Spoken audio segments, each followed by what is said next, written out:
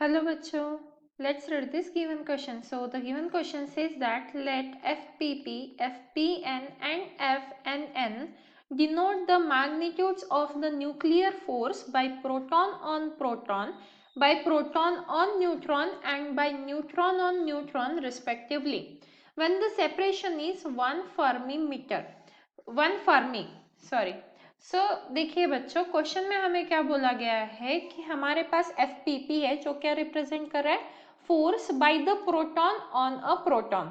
फिर FPN है, वो क्या रिप्रेजेंट कर रहा है, force by the proton on neutron. Last क्या है हमारा, FNN है, मतलब क्या रिप्रेजेंट कर रहा है यहाँ पे, force by neutron on neutron.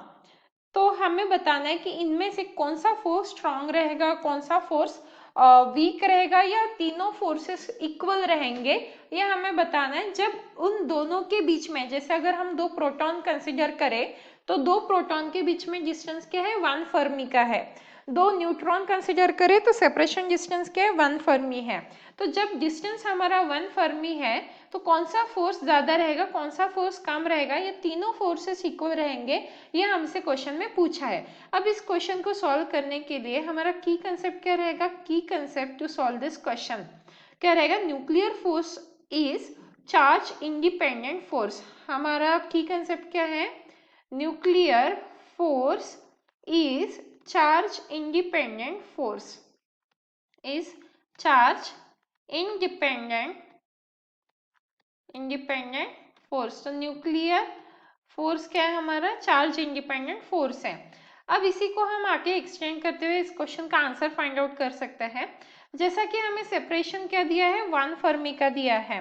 तो एट सेपरेशन, अब फर्मी क्या होता है, स्मॉलेस्ट यूनिट है लेंथ को मेजर करने का, तो वो FM मतलब फर्मी है। So eight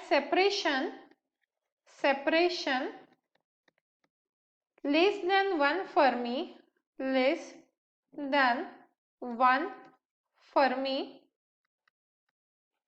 the nuclear force of attraction, the nuclear force of attraction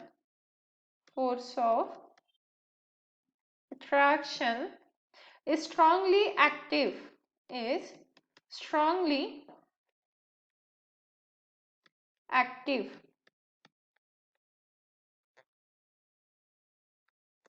strongly active and charge independent also, and charge independent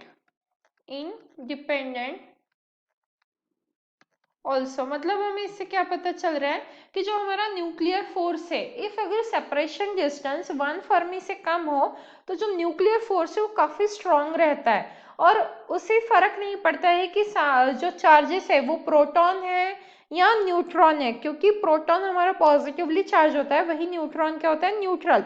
तो हमने की कंसेप्ट में भी क्या लिखा है कि न्यूक्लियर फोर्स क्या है हमारा, चार्ज इंडिपेंडेंट है, मतलब फोर्स बिटवीन प्रोटॉन प्रोटॉन रहे या प्रोटॉन एंड न्यूट्रॉन रहे या फिर न्यूट्रॉन एंड न्यूट्रॉन रहे, हमारा फोर्स क्या रहेगा, सेम ही रहेगा सबके लिए, क्योंकि वो चार्ज इंडिपेंडेंट है। मतलब हम क्या लिख सकते हैं, FPP is equals to FPN is equals to FNN। मतलब हमारा कौन सा ऑप्शन सही हो जाएगा, option B. And hence the final answer for the given question is the option B.